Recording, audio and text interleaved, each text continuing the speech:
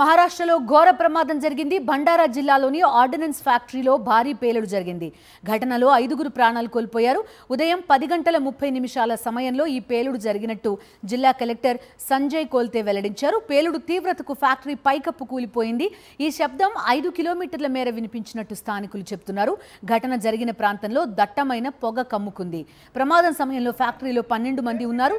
వీరిలో 2ని కాపాడినట్టుగా సమాచారం. ఘటనా స్థలంలో సహాయక చర్యలు కొనసాగుతున్నాయి. మృతుల సంఖ్య పెరిగే ప్రమాదం ఉన్నట్టుగా తెలుస్తోంది. మహారాష్ట్రలో ఘోర ప్రమాద దృశ్యాలు ప్రస్తుతం మనం చూస్తున్నాం. భండారా జిల్లాలోని ఆర్డినెన్స్ ఫ్యాక్టరీలో ఈ పేలుడు జరిగింది. ఆ పేలుడు దృశ్యాలు కూడా మనకి ప్రస్తుతం కనిపిస్తున్నాయి. 5గురు ఈ ఘటనలో ప్రాణాలు కోల్పోయినట్టుగా తెలుస్తోంది. ఉదయం 10:30 సమయంలో ఈ పేలుడు జరిగినట్టుగా చెప్తున్నారు.